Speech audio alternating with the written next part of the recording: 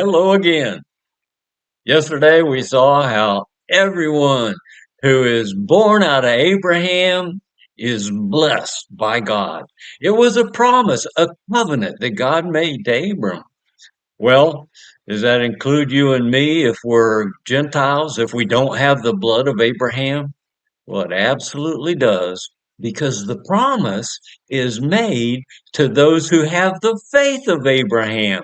Oh, we're going to see that all through Romans, but we see it today confirmed by the Old Testament.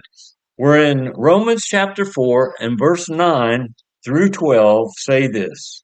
Is this blessing then on the circumcised, on the Jewish people alone, or is it on the uncircumcised as well?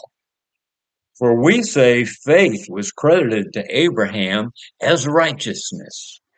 Well, verse 10, how then was it credited?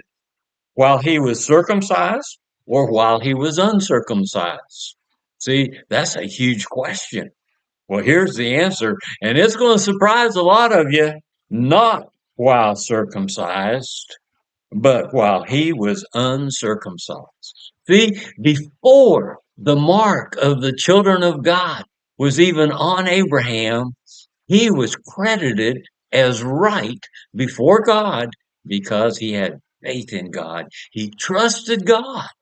Verse 11, he received the sign of circumcision, a seal of the righteousness of the faith which he had while uncircumcised, so that he might be the father of all who believe without being circumcised. See, I'm a Gentile. That's talking about me. And everyone listening to this who's not Jewish, that's talking about you too.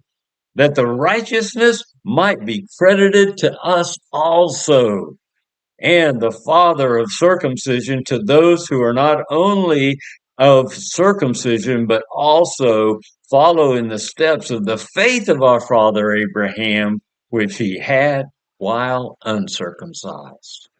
See, being circumcised really doesn't accomplish anything if we're talking about a physical circumcision. However, I've shown you before in Colossians how we are circumcised in a circumcision without hands by Jesus.